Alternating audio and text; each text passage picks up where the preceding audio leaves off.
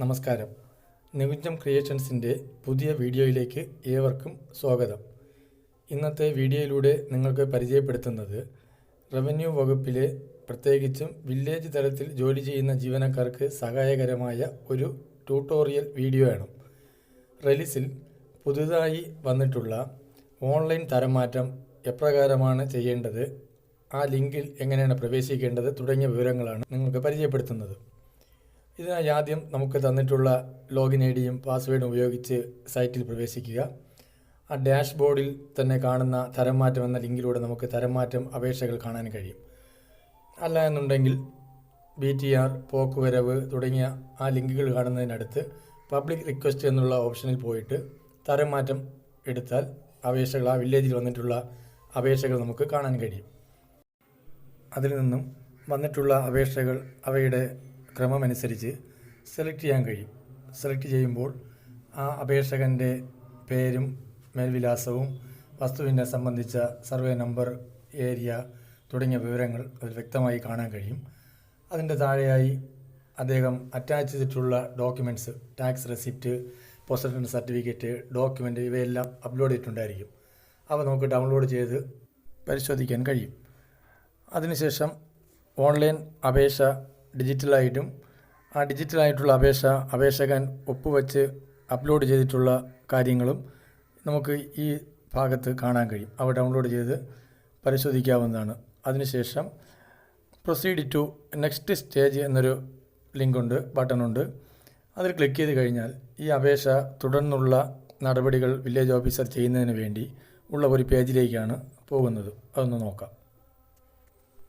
ഈ ഭാഗത്തും നമ്മൾ ആദ്യം കണ്ടതുപോലെ അപേക്ഷകൻ്റെ വിവരങ്ങൾ, വസ്തുവിൻ്റെ സർവേ നമ്പർ, വിസ്തീർണം ഇവയൊക്കെ കാണാൻ കഴിയും.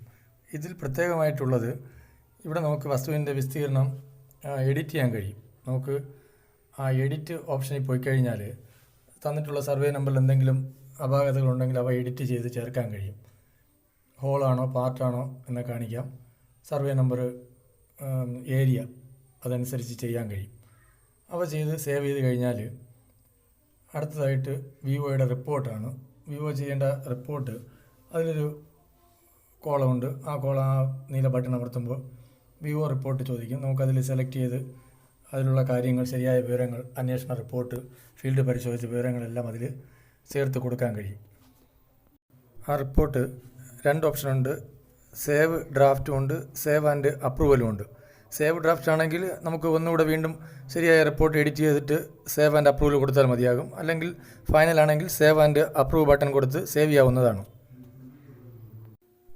തുടർന്ന് കാണുന്ന ഭാഗങ്ങളിൽ നമുക്ക് വില്ലേജ് ഓഫീസർക്ക് അറ്റാച്ച് ചെയ്യേണ്ട ഡോക്യുമെൻറ്റ്സൊക്കെ അറ്റാച്ച് ചെയ്യാൻ കഴിയും. അവയുടെ ചെറിയ ഒരു വിവരണവും ഡോക്യുമെൻറ്റ്സ് അപ്ലോഡ് ചെയ്യാൻ കഴിയും. അത് മാക്സിമം 2 MB വരെയുള്ള ഫയലുകളാക്കി നമുക്ക് അപ്ലോഡ് ചെയ്യാൻ പറ്റും. അങ്ങനത്തെ ഒരു 4 ഫയലോളം അതിൽ അപ്ലോഡ് ചെയ്യാൻ കഴിയുന്നതാണ്. അവ യഥാക്രമം അപ്ലോഡ് ചെയ്തതിന് ശേഷം അവിടെ ഒരു നോട്ടുണ്ട്, ഫീൽഡ് വിസിറ്റ് നടത്തിയ ഒരു നോട്ട് തയ്യാറാക്കാം. അത് കഴിഞ്ഞിട്ട് വിവോയുടെ മെയിൻ റിപ്പോർട്ട് അതിൻ്റെ താഴെയുണ്ട്. ആ റിപ്പോർട്ട് തന്നെ നമുക്ക് മുകളിൽ അപ്ലോഡ് ചെയ്യാനുള്ള സംവിധാനമുണ്ട്. നോട്ട് ഫയൽ ചെയ്തിട്ട് RDOയ്ക്ക് ഫോർവേഡ് ചെയ്യാനുള്ള ഓപ്ഷനുണ്ട്. ഇത്രയും കാര്യങ്ങളാവുമ്പോഴേക്കും തരംമാറ്റത്തിൻ്റെ ഫയൽ RDO ഓഫീസിലേക്ക് പോകുന്നതാണ്. അതിലെന്തെങ്കിലും അപാകത ഉണ്ടെങ്കിൽ RDOയ്ക്ക് തിരിച്ച് അയക്കാനുള്ള ഓപ്ഷനുണ്ട്. വിവോയ്ക്ക് അഡീഷണൽ റിപ്പോർട്ട് തയ്യാറാക്കാനുള്ള സംവിധാനങ്ങളൊക്കെ അതിൻ്റെ ഉള്ളിലുണ്ട്.